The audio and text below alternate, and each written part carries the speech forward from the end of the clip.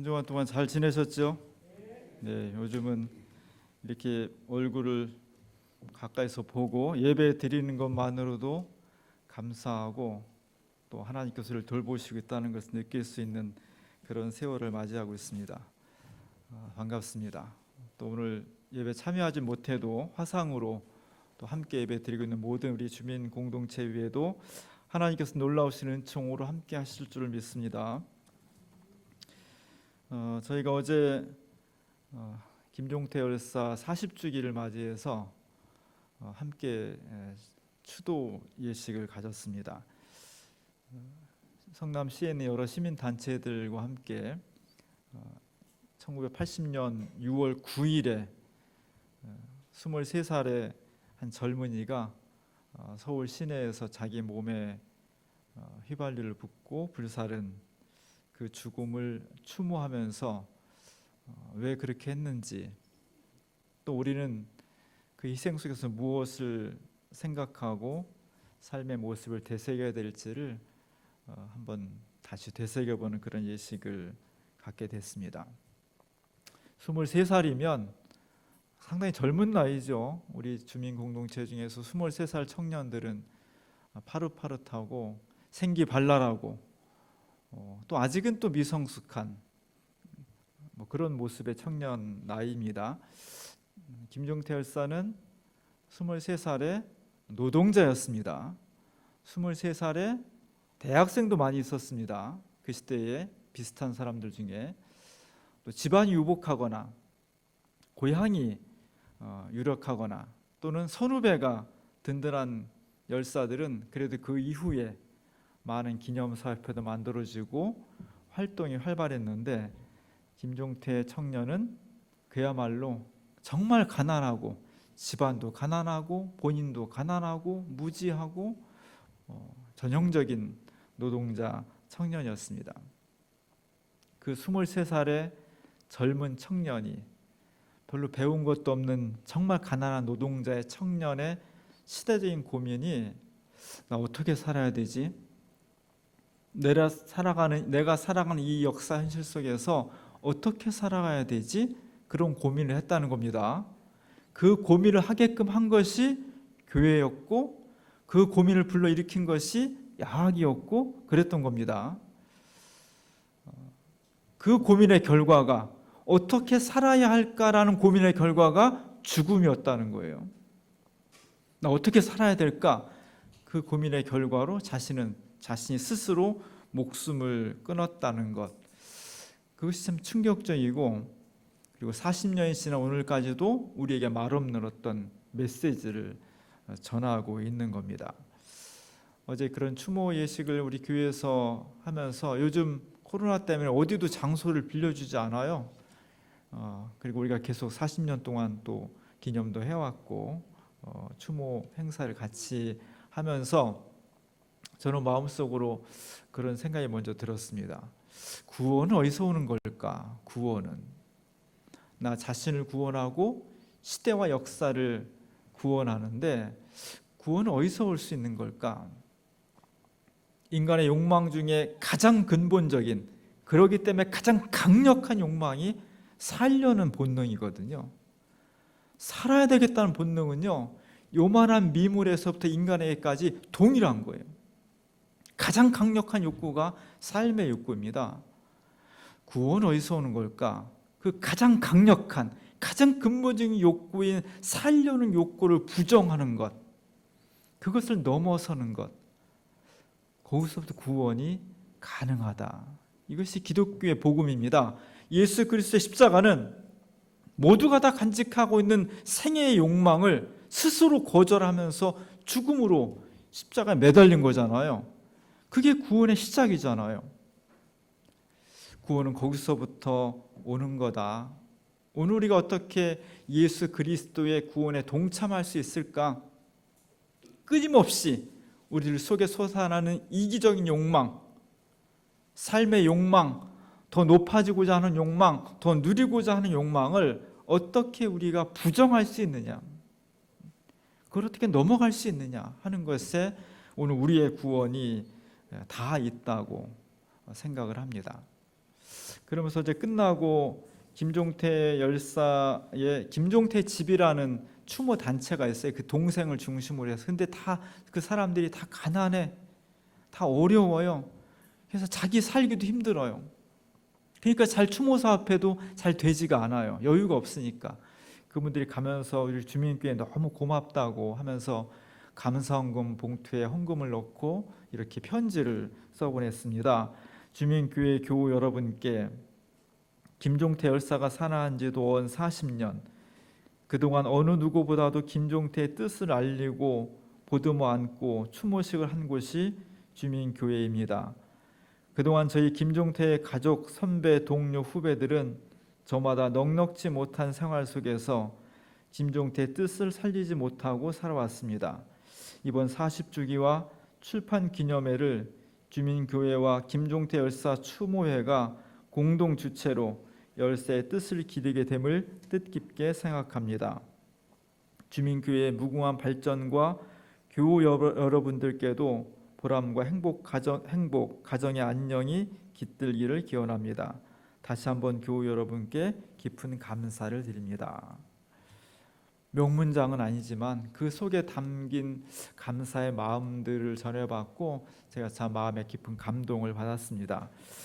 내년부터는 41주년부터는 우리 교회가 전에도 그런 적이 있었지만 좀 예배 형식으로 우리 교회가 중심이 더 중심적인 추모 예배를 좀 드렸으면 좋겠다, 그런 생각을 하게 됐습니다.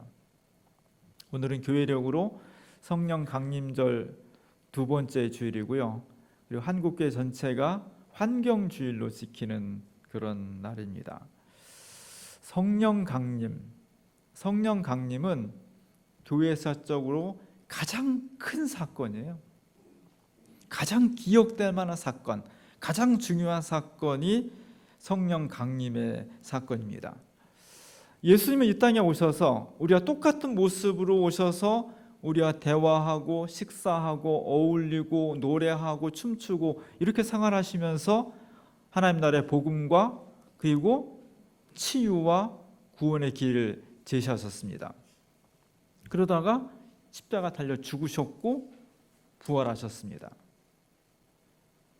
그리고 50일 동안 승천하신 다음에 남겨진 제자들은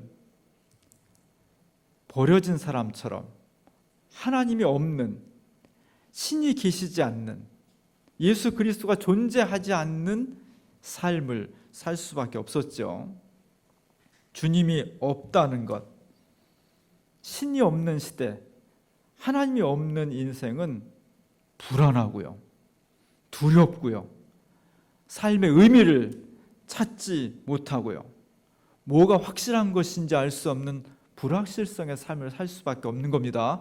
그렇기 때문에 초대교회의 신도들은 예수님이 안 보이고 하나님을 느끼지 못했기 때문에 두렵고 불안해서 다락방에 스스로 유폐된 삶을 살 수밖에 없었던 겁니다. 이 세상에 하나님이 없는 삶, 주님이 없는 삶은 행복할 수가 없는 거예요. 오늘 현대인들이 물질적으로 엄청난 풍요와 행복을 누리는 것처럼 보이지만 그 속에 많은 상처와 불안과 불확실성과 공포와 이런 것을 점철된 삶을 살 수밖에 없는 근본적인 원인은 그 속에 하나님이 계시지 않기 때문이에요. 행복한 삶은 반대로 말하면 하나님이 우리와 함께 하실 때, 우리가 비록 연약하고 부족하고 가난하고 무지하고 남들에 비해서 내세울 것 없다 할지라도 주님이 함께 하시면, 하나님이 함께 하시면 믿는 자에게 능치 못할 것이 없을 것이고 우리의 삶에 충만한 의미와 삶의 목표와 기쁨과 감사가 넘치는 삶을 살 수 있다는 거예요. 성령 강림절은 왜 중요하냐? 성령 강림이 우리가 왜 꼭 필요하냐? 신이 없는 시대에 하나님께서 우리와 함께 하신다는 것을, 영의 형태로 함께 하신다는 것을 2000년 전에 초대교회 우리 신앙의 선배들이 집단적으로 경험한 거예요. 그리고 우리는 그 믿음을 받아들이는 겁니다. 그리고 그 믿음을 받아들이는 사람들 속에 2000년 전에 임했던 성령의 역사가 오늘 여기서도, 내 인생 가운데서도, 우리 역사 속에도 함께 한다는 것을 증언해 주고 있기 때문입니다. 몇 해 전에 TV에서 비긴 어게인이라는 비긴 어게인 3라는 1, 2, 3으로 쭉 나가는데 했습니다. 그 중에 박정혜라는 가수가 하비샴의 왈츠라는 노래를 아주 열창을 이태리의 어느 빌딩의 옥상에서 파티하면서 열창을 했습니다.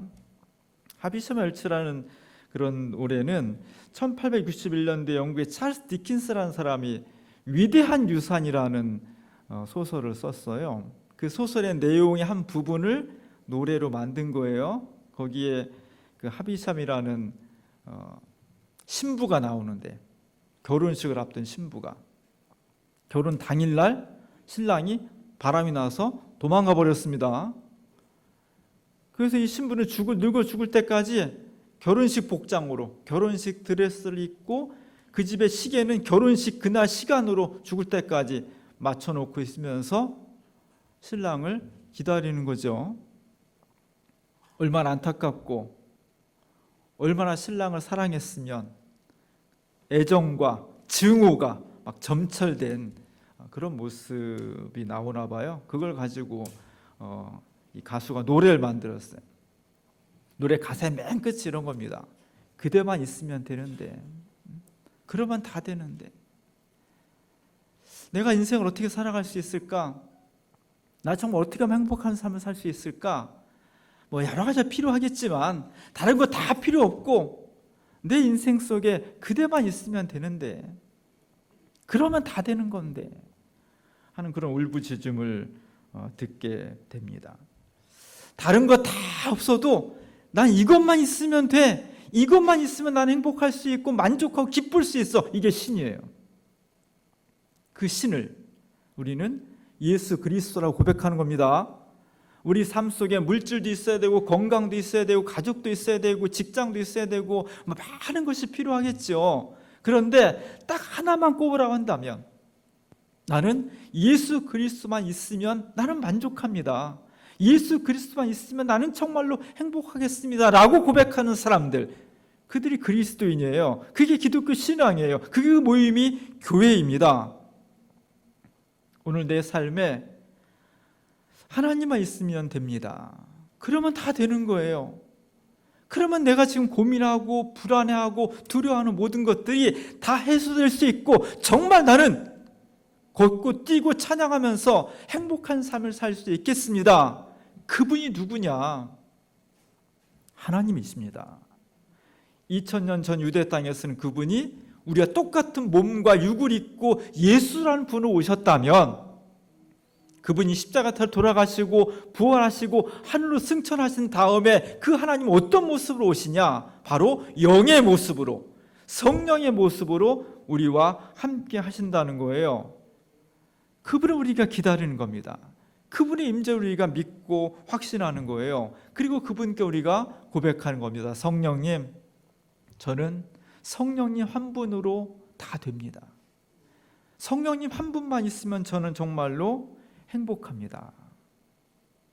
이 고백이 우리 가운데 있기를 원합니다. 오늘 처음 성령 받은, 초대교회 처음 성령 받은 분들은 불안과 고통 속에서 유폐된 삶을 살아가면서 어려운 삶을 살았는데, 우리가 어떻게 하면 구원받을 수 있을까? 정말 행복한 인생을 살 수 있을까? 그걸 물었다는 거예요. 우리가 어찌할꼬, 우리가 어떻게 하면 정말 이거면 다 되는데 하시는 성령님 우리가 내 삶으로 영접할 수 있겠습니까? 어찌하면 될까요? 돈으로 살 수 있는 걸까요? 공부하면 되는 걸까요? 수련하면 되는 걸까요? 이걸 물었다는 거예요. 오늘 우리가 이걸 물어야 됩니다.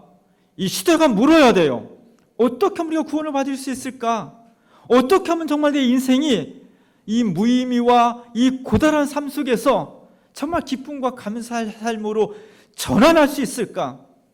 어찌할꼬 이렇게 물었다는 겁니다. 왜냐하면 구원이란 이 물음이 얼만큼 간절한가에 따라서 정말 간절하게 이 물음을 가지고 있는 사람에게 주어지는 하나님의 선물이기 때문이에요. 오늘 성령 강림절기 두 번째 주일을 맞이해서 이 물음이 강렬하게 타오르기 원합니다. 우리 개인의 삶에서, 우리의 가정에서 이 물질적으로 풍요하지만 어디로 가야 할지 알지 못하는 이 시대와 문화 속에 우리가 어찌하면 구원받을 수 있을까요? 이 물음이 불처럼 타오를 수 있기를 원합니다. 오늘 말씀 속에서는 성령의 임재가 어떻게 가능한지 아주 명확하게 얘기해 주고 있어요. 어찌하면 좋겠습니까? 라고 묻는 그 시대 사람들에게 오늘 제자들이 베드로를 위시해서 아주 명확하게 이야기해 주고 있는 것이 사도행전 2장 37절 38절에 나와 있습니다.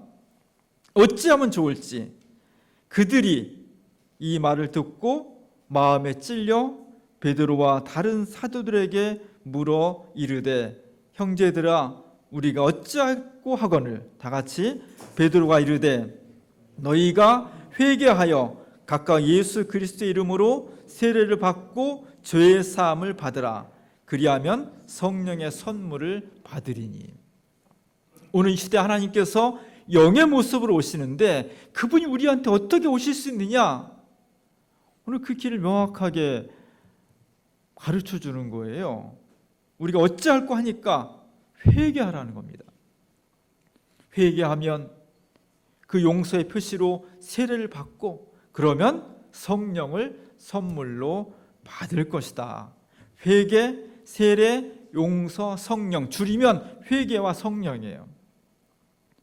우리 개인의 삶과 가정과 역사 속에 하나님이 현존하시는, 우리의 구원자이신 하나님을 어떻게 영접할 수 있느냐? 딱 조건은 하나라는 거예요. 지식도 아니고 건강도 아니고 돈도 아니고 명예도 아니고 뭐냐? 회개하면 된다는 겁니다. 우리가 정말 주님 앞에 회개하면, 내 잘못을 회개하면 하나님께서 우리에게 성령을 선물로 주실 것이다. 이것을 믿으라는 거예요. 그래서 기독교는 회개가 너무너무 중요한 거예요. 오늘 제가 주보에 베드로의 회개라는 그림을 실었습니다. 베드로는 2000년 동안 기독교의 대표적인 인물이죠. 주는 그리스도시요 살아계신 하나님의 아들입니다. 이 신앙 고백 위에 예수님께서 교회를 세웠습니다. 그리고 천국의 문을 열고 닫을 수 있는 정말 막강한 권한을, 천국의 열쇠를 베드로에게 주었어요. 2000년 동안 베드로는 기독교를 대표하는 그런 인물입니다. 너무너무 부러운 사람이죠. 그럼에도 불구하고 그 베드로까지도 하나님 앞에 늘 참여하며 회개해야 된다는 것이 기독교 복음의 요점이에요. 그것도 베드로가 젊고 팔팔해서 뭔지를 모르는, 신앙의 깊이가 뭔지를 모르는 그런 사람의 연륜이 아니라 모든 산전수전을 다 겪은 다음에, 신앙의 부침을 다 겪은 다음에 머리가 백발이 허연 그 사도까지도 회개해야 된다는 겁니다. 오늘 이 화가가 그렇게 그렸습니다. 베드로의 회개를 젊고 팔팔한 나이의 베드로가 아니라 거의 죽음을 앞둔, 머리도 허옇게 시고 수염도 허옇게 신, 머리가 다 벗어졌죠. 그의 삶의 고뇌가 얼마나 무거웠으면 머리가 벗겨진 것으로 표현을 했습니다. 깊은 주름을 가지고 있는 그 얼굴로 손을 꽉 쥔 채 기도하고 있잖아요. 뭘 그렇게 간구하고 있는 걸까요? 화가는 이가 지금 이 베드로가 회개하고 있다는 거예요. 정말 내 속에 있는 죄를, 어찌할 수 없는 내 죄를 하나님께서 용서해 주십시오라고 지금 참여하고 있다는 겁니다. 이 기도가 단순한 소원을 비는 기도가 아니라 참회라고 하는 것을 이 화가는 기도하는 베드로 옆에 수탉을 그려 넣어서 표시하고 있어요. 많이 보던 낙입니다. 베드로가 예수님한테 나는 죽을 때까지 예수님을 잘 따르겠습니다, 이렇게 약속할 때 내가 다 굴기 전에 3번 나를 부인할 것이다. 천만에요 그랬죠. 그러나 정말 그 현장에 닥쳐왔을 때 베드로는 막 손살을 치고 예수를 모른다고 저주하면서까지 예수의 이름을 부인했습니다. 그리고 닭이 울었습니다. 베드로는 평생 동안 내가 하나님 앞에 얼마나 나약한 존재인지를, 얼마나 죄에 쉽게 노출되어 있고 쉽게 죄에 끌려가는 존재를 아주 뼈저리게 느끼며 살았던 사람이에요. 아마 이 사건은 평생 동안 베드로에게 트라우마가 됐을 겁니다. 저 죄가 베드로에게만 해당되는 것이냐? 그러지 않죠. 오늘 우리에겐 더합니다. 저 베드로의 모습을 보면서 우리가 정말 죄의 덫에 정말 허무하게 끌려갈 수밖에 없는 그런 사람이로구나.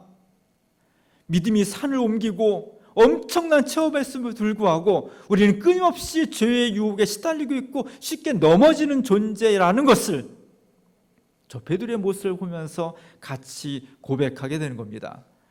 그러면서 이 화가는 바닥에다가 천국의 열쇠와 성경을 같이 그렸습니다. 천국의 열쇠를 받은 베드로까지도 참회의 길을 멈추지 말아야 할 것이며, 우리 자신을 들여다보는 거울은 바로 살아계신 하나님의 말씀, 성경을 통해서 끊임없이 나 자신을 성찰해 가는 것, 이것이 기독교 복음의 핵심입니다.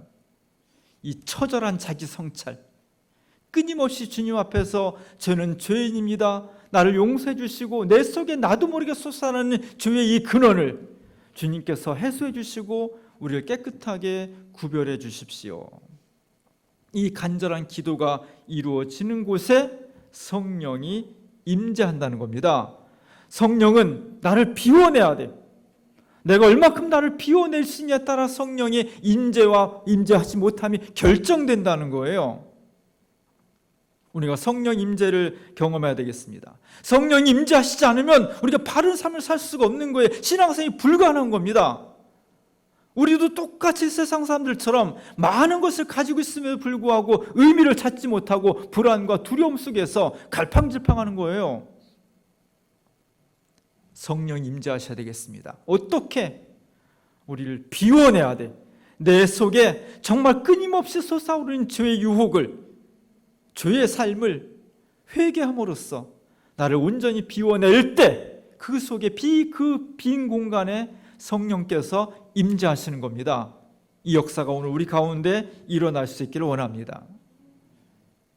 뭘 회개해야 될까? 오늘 2020년 6월 달에 우리는 뭘 회개하면 좋을까요?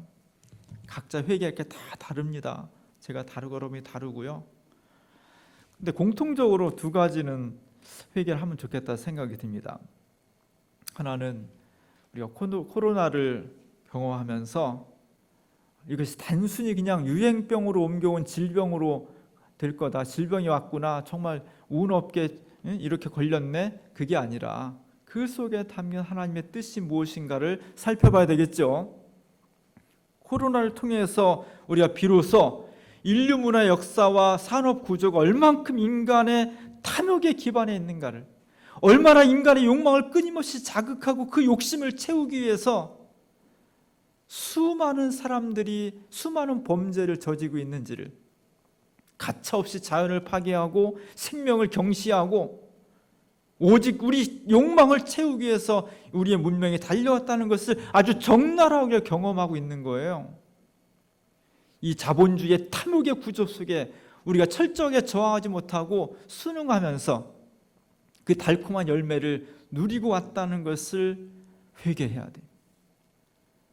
내가 꼭 그런 게 아닌데요. 그렇습니다. 내가 꼭 그런 건 아니에요. 그러나 거대한 틀이 그런 거예요. 우리가 숨쉬고 살아가는 구조 자체가 악이에요. 우리가 이것을 어떻게 악의 구조를 참여하면서 하나님이 원하시는 생명의 구조로 바꿔낼 것이냐가 핵심입니다. 우리도 그 속에 편승하고 있고 그 속에 숨쉬고 살아간다는 것을 우리가 회개해야 됩니다. 그래서 오늘은 환경주일이에요. 환경주일은 한국교회가 6월 첫 번째 주일을 환경주의로 지키면서 우리가 하나님께서 만들으신 창조 세계를 얼마큼 잘 보존하고 있는지, 생명의 삶을 살고 있는지 아니면 죄악의 삶을 살고 있는지를 잘 들여다보면서 하나님 창조 질서를 관리하는 책임을 다하자, 파괴자가 아니라 건설자요, 보존자요, 관리자로서의 책임을 다하자고 다시 한번 각성하고 다짐하는 그런 주일입니다. 성령 강림 줄기를 통해서 환경을 새롭게 만들고 환경을 잘 보호하고 친생명적인 삶을 살고자 결단하는, 그러지 못한 것을 회개하는, 그곳에 성령 임재하십니다. 우리 개인의 삶과 사회의 구조와 이 세계 산업을 움직여가는 시스템 속에 성령이 임재하셔서 인간의 탐욕을 극대화하고 인간의 탐욕을 자극하고 그것을 실현시키기 위해서 모든 생명체를 마구 짓밟는 그런 구조가 아니라 서로 돕고 서로 상생하고 생명을 북돋워주는 그런 개인, 그런 세계 시스템으로 변화할 수 있도록 우리가 참여해야 돼요. 그런 주일이 될 수 있기를 원합니다. 두 번째로는 우리가 얼만큼 편리함에 빠져 있는지를 다시 한번 돌이켜 봐야 돼요. 우리가 3월 첫째 주부터 2주간만 사실은 온라인 예배를 드리기로 했습니다. 근데 지금 2주가 아니라 넉 달째 맞이하고 있어요. 언젠가 다시 옛날처럼 같이 모여서 아무 거리낌 없이 깔깔대고 웃고 악수하고 때로는 포옹도 하고 밥 먹으면서 침튀기며 말하고 이런 날이 곧 오겠지, 언젠가 오겠지, 그런 기대를 가지고 있었는데 이제 그런 기대를 접어야 될 것 같습니다. 쉽지 않을 거고요. 코로나가 지나간다 하더라도 그 이전에 우리의 삶과 일상으로 돌아가기 대단히 어려울 것 같아요. 그래서 고민이 많습니다.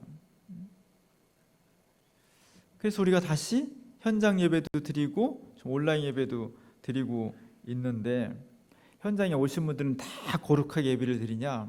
꼭 그렇지는 않아요. 현장에 와 있지만 머리는 생각은 딴 데 가 있는 분은 여기 와 있어도 별로 거룩한 예배가 안 되는 거예요.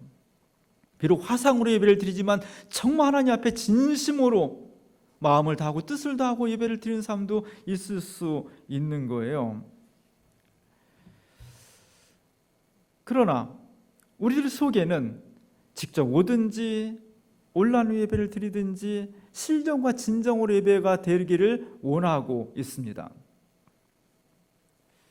처음에는 우리 교인들 대다수가, 또 다른 교인들도 마찬가지예요. 빨리 우리가 모였으면 좋겠습니다. 빨리 다시 끝나고 현장 예배 드리기를 간절히 원합니다. 그런 분들이 대부분이었습니다. 실제고요. 그랬으면 좋겠고요. 근데 이것이 한 달, 두 달, 세 달, 넉 달 이렇게 지나가면서 그런 분들도 있어요. 대부분이 그런 분들이에요.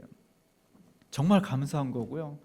그리고 이런 기회를 통해서 교회 와서 예배를 드릴 수 있다는 것이 얼마나 큰 은총인 것을 다시 한번 뼈저리게 느끼게 되면서 현장 예배 감사를 고백하고 있습니다.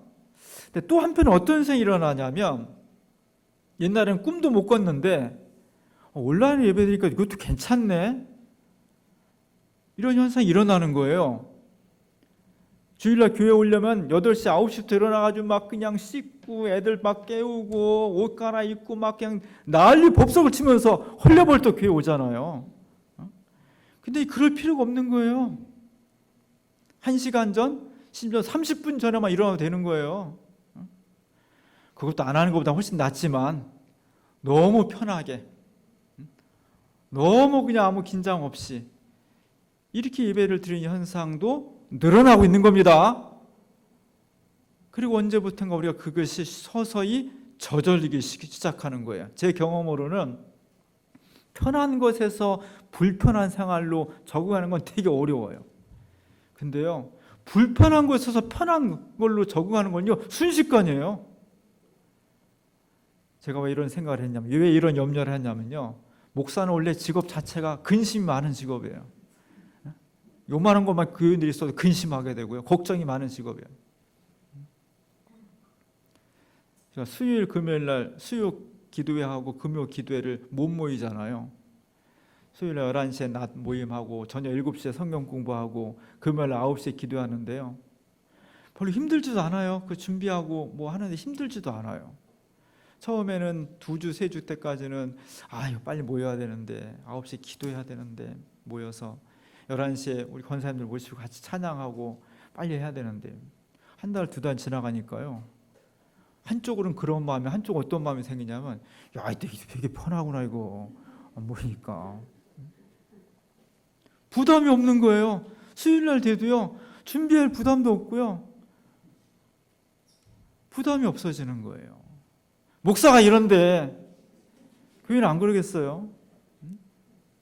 물론 어쩔 수 없이 화상으로 예배 드리는 분들도 있지만 옛날 같으면 억지로라도 와야 될 상황인데 그냥 쉽게 오늘 그냥 온라인 예배 드리지 뭐 꼭 머리 감고 세수하고 그래야 되나? 그냥 편하게 드리지 아무도 안 보는데 이렇게 편의주의로 갈 가능성이 너무나 많다는 거예요. 이미 그런 현상이 나타나고 있고요.